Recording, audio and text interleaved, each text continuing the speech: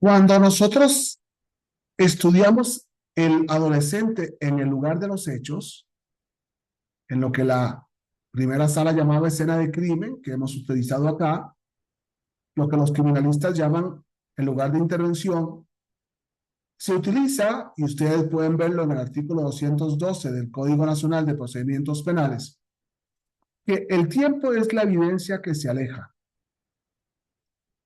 Si nosotros detenemos al adolescente en el lugar de los hechos cuando está cometiendo o cuando acaba de cometer el delito, o cuando huye del lugar porque ha cometido el delito, cuando tiene indicios, por ejemplo, sangre porque cometió el delito, cuando lleva el arma homicida con la que mató, etcétera, entonces, lógicamente, entre más rápido se proceda, más rápido se obtiene eh, el dato de prueba. Como decíamos ayer, no usamos la palabra evidencia, pero la frase es una frase clásica, el tiempo es la evidencia que se aleja, utilizando uno de los criminalistas más importantes. Pero aquí nos estamos enfrentando, o yo los estoy enfrentando, al problema del adolescente como objeto de prueba. ¿Por qué?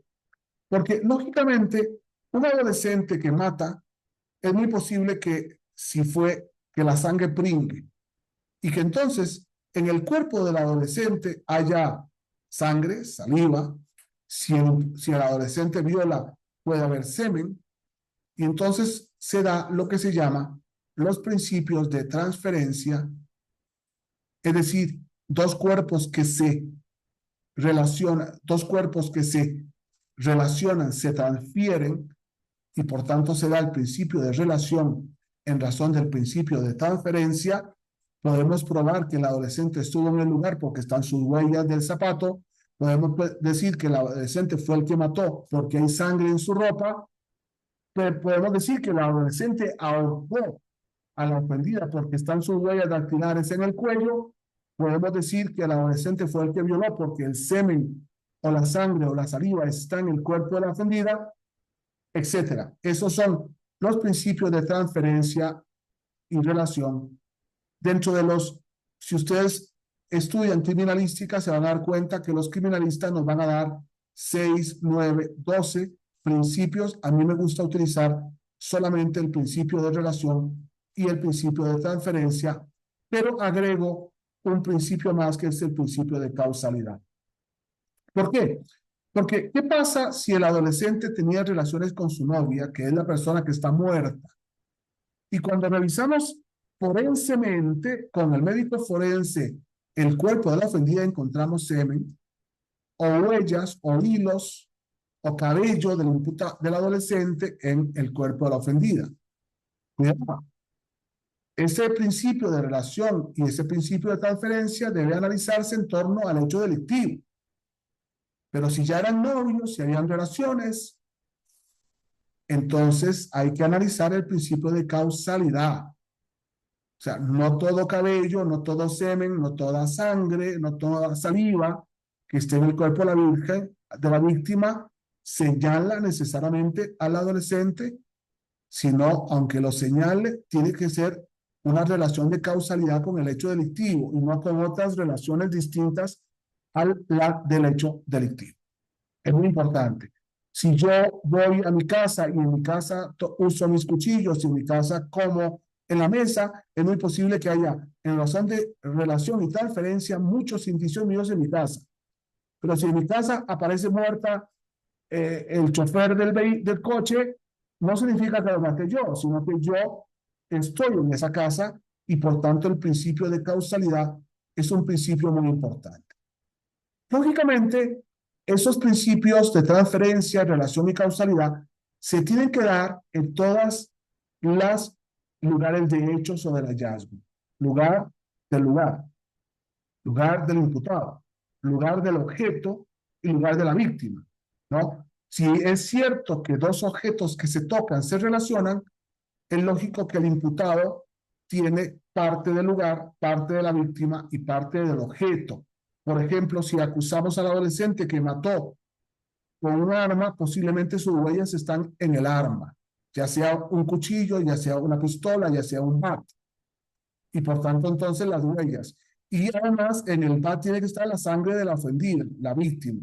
Y además el BAT tiene que estar en el lugar. Entonces, todas las escenas, que yo solamente he usado en esta gráfica 4, pero todas las escenas o lugares deben contener. Por eso lo que hacemos es separarlos, el lugar, la escena del lugar, la escena de la víctima, la escena del objeto y la escena del imputado para relacionar todos los indicios en cada uno de los lugares. De modo que entonces podemos completar el cuadro central desde cada una de las distintas escenas del lugar, escenas de la víctima, escenas del objeto, escenas del imputado. Qué interesante es esto. Sin embargo, hay que cerrar con un dato muy importante. No se puede tocar al imputado sin pedirle permiso. Pero no se le puede pedir permiso sin que esté su abogado defensor. De lo contrario, todos los indicios, saliva, sangre, cabello, sudor, camisa, pantalón, zapatos, es ilícito porque se obtuvo con permiso del adolescente sin la presencia de su defensor. Punto 1. Punto 2.